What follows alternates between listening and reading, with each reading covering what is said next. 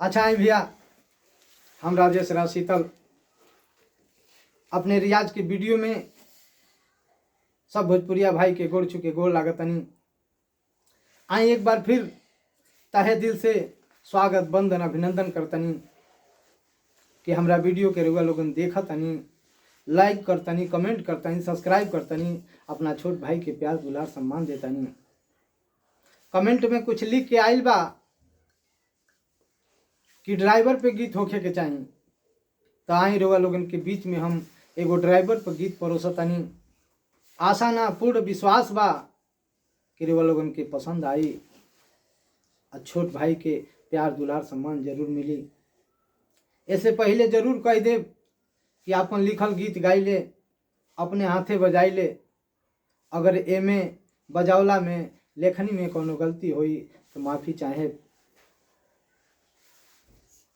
आई एगो लड़की अपना दूसरे लड़की से, अपना सहेली से कहतड़ी कि ये सखी, पता नहीं काहे हमके दूसर के पसंदे ना आवेला, ड्राइवरे मर्द पसंद आवेले। कहतड़ी, गीत के माध्यम से सुनी।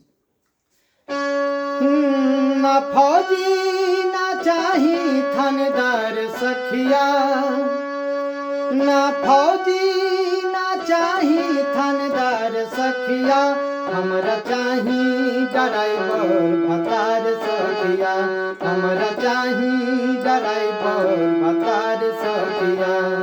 ना फौजी ना चाही थानेदार सखिया, ना फौजी ना चाही थानेदार सखिया, हमरा चाही ड्राइवर भतार सखिया, हमरा चाही ड्राइवर भतार सखिया।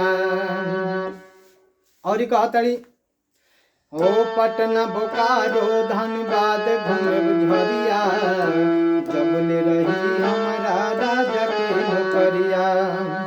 पटना बोकारो धनबाद घूमे झरिया, जबले रही हमारा राजा के नौकरिया। लागल गोरखपुर में मनवा हमार सखिया, लागल गोरखपुर में मनवा हमार सखिया, हमरा चाही ड्राइवर भतार सखिया, हमरा चाही ड्राइवर भतार सखिया।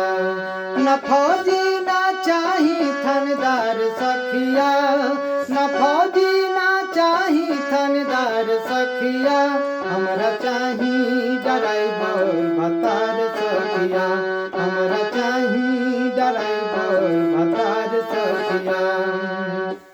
और आखिरी में अंतिम कड़ी में कहतड़ी, लावे सहरिया से छेना मिठाई, हमके खियावे ओढ़ा के रजाई।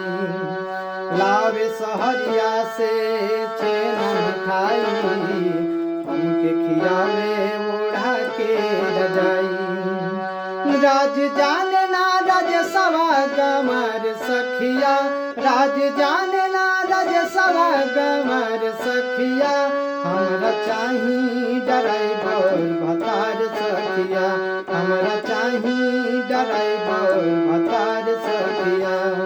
ना फौजी ना चाही थानेदार सखिया, ना फौजी ना चाही थानेदार सखिया, हमरा चाही ड्राइवर भतार सखिया, हमरा चाही ड्राइवर भतार सखिया, हमरा चाही ड्राइवर भतार सखिया। अच्छा लगी तो लाइक कमेंट सब्सक्राइब जरूर करो। छोट भाई के प्यार देव, सम्मान देव, दुलार देव। धन्यवाद।